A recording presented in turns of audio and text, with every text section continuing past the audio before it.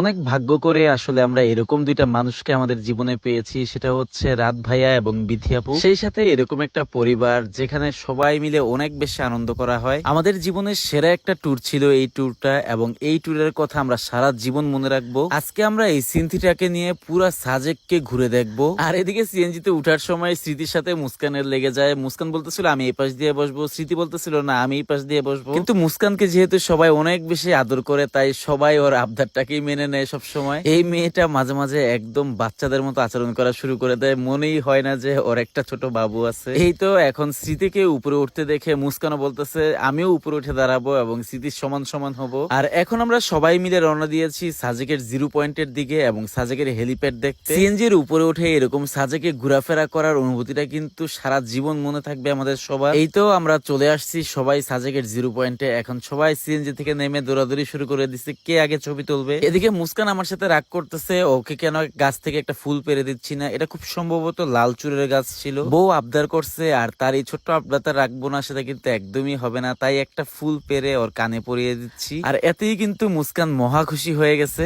আমাদের দুইজনকে এই জায়গায় কত বেশি সুন্দর লাগতেছে তাই না? সবাই আমাদের জন্য অনেক বেশি বেশি দোয়া করবে, সারা জীবন যেন আমরা এভাবে একে অপরের কাঁধে হাত রেখে পুরো বিশ্ব ঘুরতে পারি। সাজেকের এই জিরো পয়েন্টে ঘোরাফেরা শেষ করে সবাই ইচ্ছে মতো ছবি তুলে এখন আবার সিএনজি তে উঠে চলে যাচ্ছি। তবে যাই হোক না কেন, এবার কিন্তু সাজেক ট্যুরে এসেও কিন্তু আমি আমার স্কিন কেয়ারটা ঠিকই করে নিয়েছি। নর্মালি ট্যুরে আসলে কিন্তু স্কিনটা রোদের কারণে অনেক বেশি কালো হয়ে যায়, তাই আজকে আমি সবার আগে গ্লাস স্কিন জেলটা ইউজ করে নিয়েছি আমি আমার ফেসে। আর এখানে কিন্তু আমি আমার জন্য একটা ফেস কম্বো অর্ডার করেছিলাম। এই কম্বোতে ছিল একটা সুদিং জেল, একটা নাইট ক্রিম আর হচ্ছে একটা হোয়াইটনিং সোপ। তো এই ফেস কম্বো অর্ডার করার ফলে কিন্তু আমি এই বডি ক্রিমটা ফ্রিতে পেয়ে যাই। এই বডি ক্রিমটার মূল কাজ হচ্ছে হাত ও পায়ের কালচে ভাবটাকে দূর করা। তো এই ক্রিমটা থেকে সবার আগে তৃষা আপু নিজের হাতে অ্যাপ্লাই করে নিয়েছে। এরপর আমি আবার রাতের জন্য এই নাইট ক্রিমটা অ্যাপ্লাই করে নিয়েছি। নাইট ক্রিম কিন্তু অবশ্যই রাতে অ্যাপ্লাই করতে হয়। এখন কিন্তু আমার স্কিনটা কালো হওয়া নিয়ে কোনো প্রকার টেনশন নেই।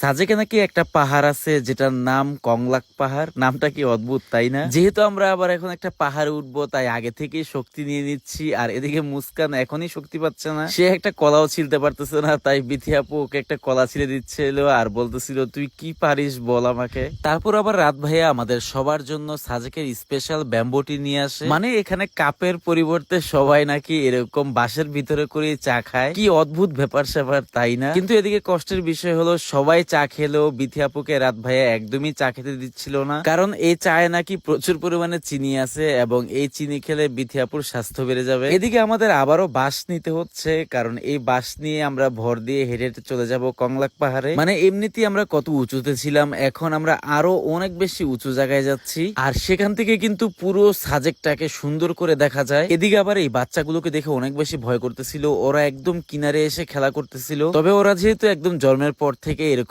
পাহাড়ে ঘোরাফেরা করে অভ্যস্ত, তাই ইনশাল্লাহ ওদের কিছু হবে না। আমরা এখান থেকে এখন আরো উপরের দিকে যাচ্ছি আর এই চিকুন রাস্তাটা দিয়ে হেঁটে যাচ্ছিলাম। এই জায়গাটায় আমি এত বেশি ভয় পাচ্ছিলাম, কিন্তু মুস্কান এই ভিডিও করতে করতে যাচ্ছিল, ও একদমই ভয় পাচ্ছিল না। আর এই উপরে আসার পর ভাইয়া এবং আপুর ভালোবাসা দেখে কিন্তু একদমই অবাক হয়ে গেছি। রাত ভাইয়া কিন্তু আপুকে অনেক বেশি ভালোবাসে, অনেক বলতে অনেক।